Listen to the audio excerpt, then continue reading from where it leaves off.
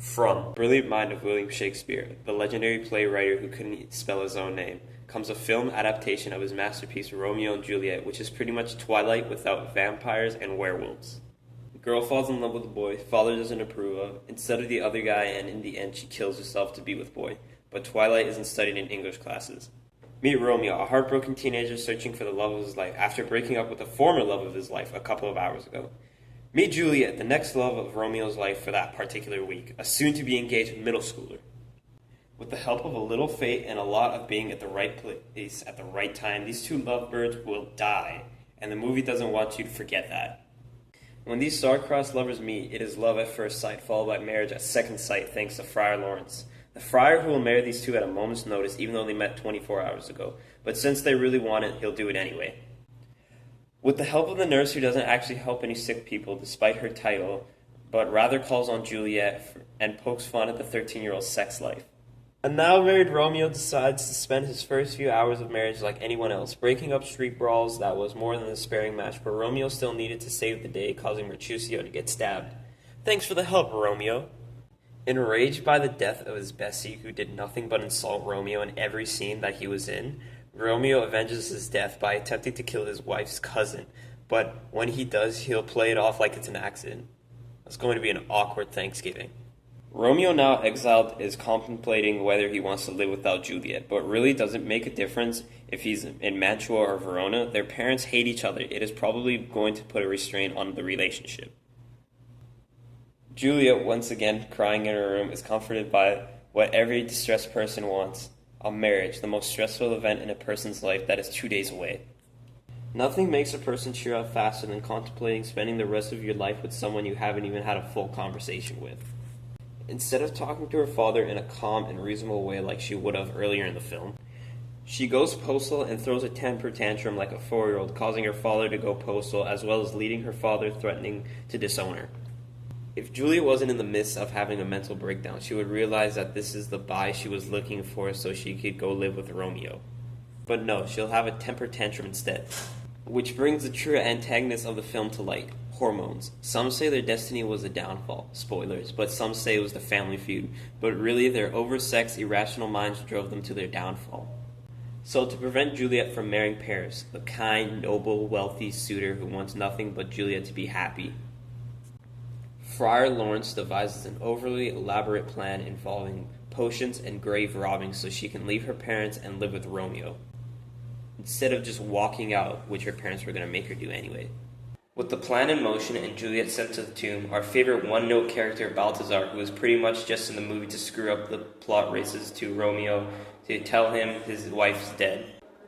But wasn't it a little strange how Balthazar never asked Romeo why he was shopping at some shifty apothecary, or why he never made sure that Romeo wasn't going to do anything rash, like, kill himself?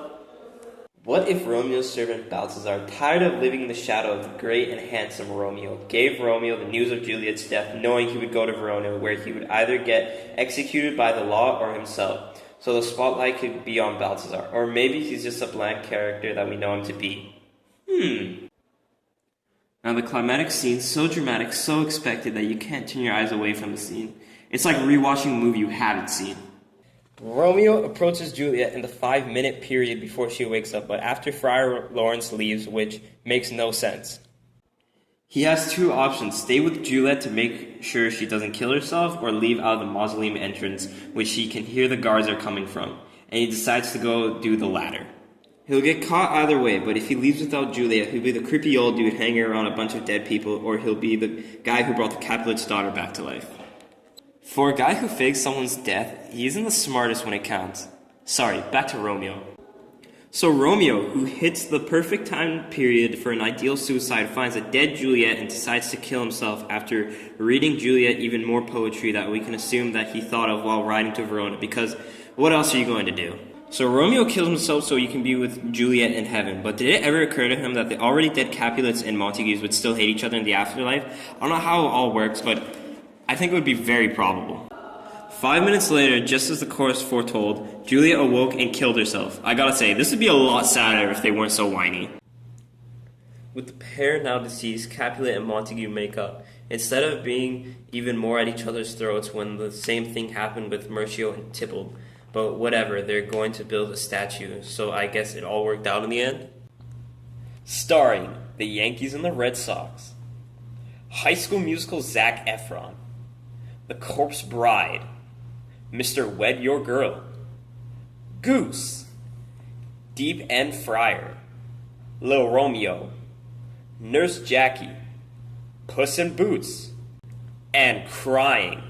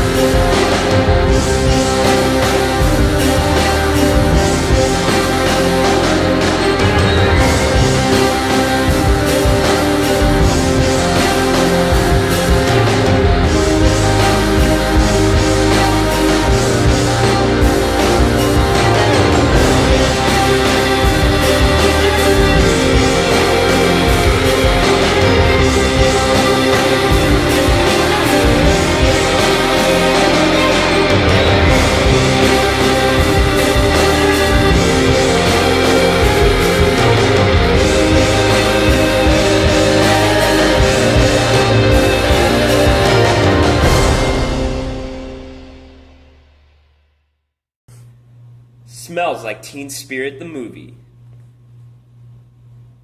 Wait, so a perfectly healthy girl is found unconscious for 5 minutes and she's automatically presumed dead just because the nurse who was having a huge panic attack told everyone so, and everyone's just accepting it without questioning why she died? I mean, really? Come on.